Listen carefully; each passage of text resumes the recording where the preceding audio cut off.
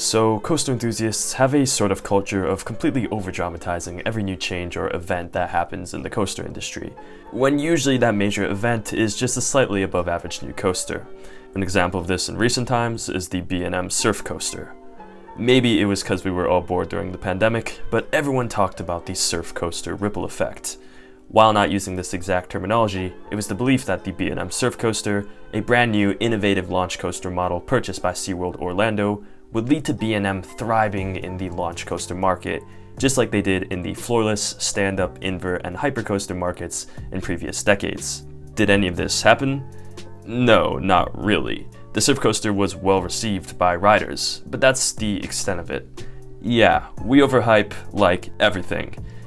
And yes, you read the title correctly. This is quite literally the intro to a coaster prediction video. Now take me as seriously as you want, but I believe Sirens' curse is the odd one out.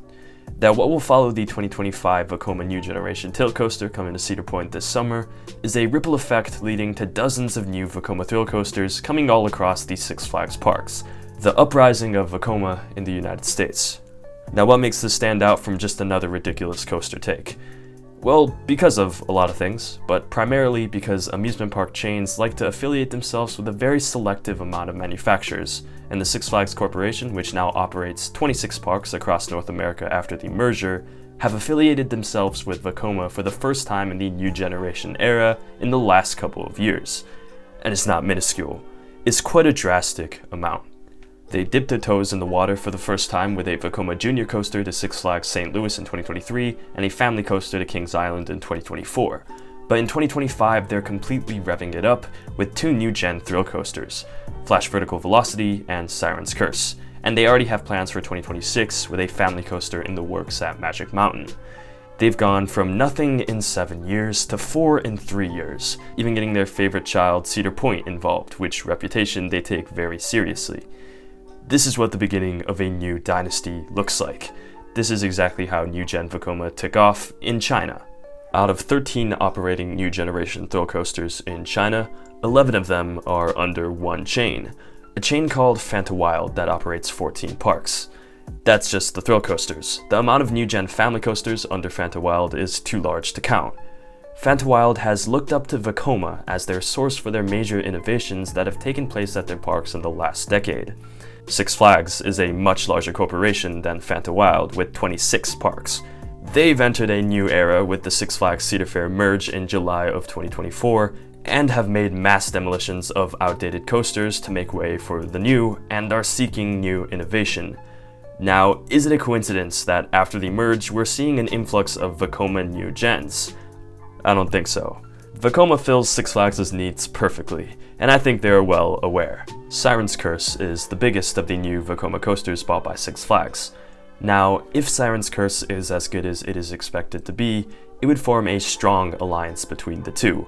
Trust would be established, and we know the amount of potential that holds when a chain establishes trust with a manufacturer. And I think this coaster will be special. The drop is obviously the selling point. It plays with your sense of safety to a degree no other attraction can accomplish, but I'm most intrigued by what follows the drop. Erase the drop from the equation and you have the exact same flair of intense elements that made New Gen Vekoma explode in popularity in Europe and China. At least according to the official animation, you will be thrown through extremely creative airtime moments that switch from negative Gs to positive Gs mid-maneuver, multiple heartline rolls, a twisting triple down into a head chopper, which is just diabolical, and an array of different switchbacks and Outer Bank ejector airtime hills with no brake runs to slow down the momentum. What makes this coaster stand out from a business standpoint is affordability. This makes the coaster all the more intriguing for a company like Six Flags.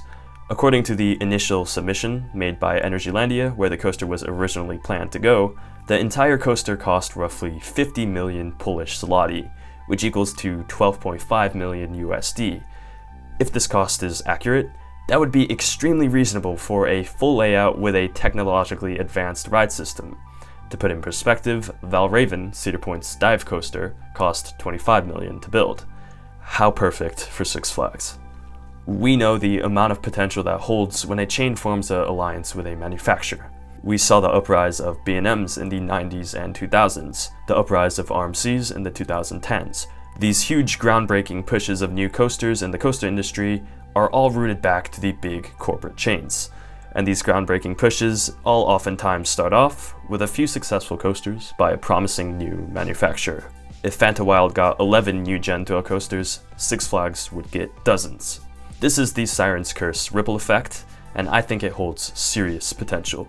While the entire surf coaster hype was based off of one coaster, this ripple effect is based off of the contrast between 0 and 4, as well as the very recent renaissance of Vekoma that has taken place in China and Europe, all in less than a decade's time. Now, some could argue that the real ripple effect started with the first new gen Vekoma in 2016, and Sirens Curse is just the effects finally being felt in the US. And the final outcome would expand beyond the expansions of the Six Flags parks, but the overall international dominance of Vekoma in the upcoming decades. As for the US, it all comes down to the success of Sirens Curse.